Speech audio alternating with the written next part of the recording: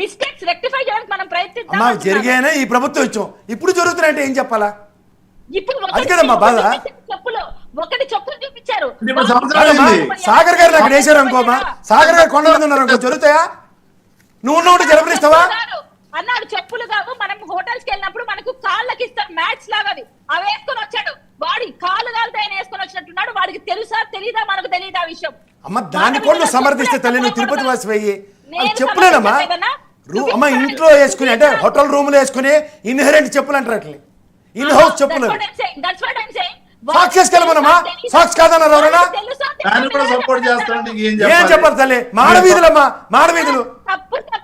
తప్పు తప్పే, బట్ వాళ్ళకు తెలుసా తెలీదా?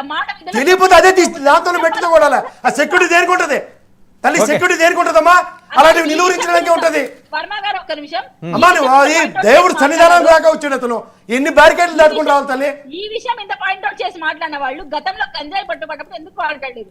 ఎవరు మాట్లాడలేదమ్మా. దేవదేవుడి దగ్గర ఏం జరిగినా ఖచ్చితంగా మాట్లాడతాను నేను. తప్పించుకుంటారా? చర్యలు తీసుకుంటారా? మీరు తప్పులు చేస్తూ కొత్త ఉంటారా? ఇన్ని సెక్యూరిటీ ల్యాబ్స్ పెట్టుకుని ఎంత అమ్మా ఇంత ఘోరం.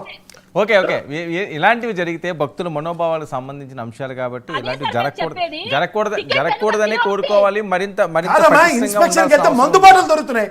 ఇది ఎక్కడైనా తిరుమలలో దొరికాయా?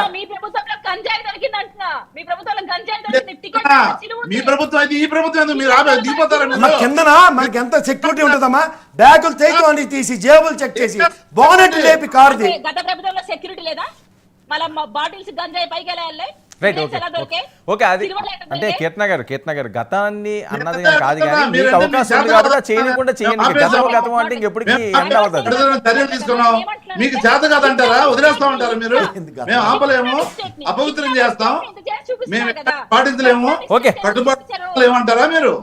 ఓకే ఒకటి చెప్పగలండి, తిరుమల దేవస్థానంలో ఆనంద్ సాగర్ లాంటి కమిటెడ్ సోల్స్ ఉండి ఆ టీటీడీ బోర్డులు ఇలాంటి వాళ్ళు ఉంటే ఏదైనా కాస్త పైసా ఉపయోగం ఉంటుంది. లేకపోతే లోకల్ పరంగా ఇలాంటి మన కీర్తనమ్మ ఇలాంటి వాళ్ళు ఉంటే ఎస్ ప్రాంత పరిరక్షణ అయినా చేసుకుంటారు.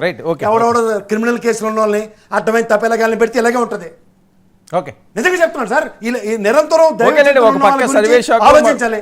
ఒకడేమో ఆ గర్భగుడిలోకి వెళ్తా సెక్యూరిటీ మీద కనబడి తర్వాత సారీ చెప్తాడట. ఇలా ఎప్పుడైనా జరిగిందా?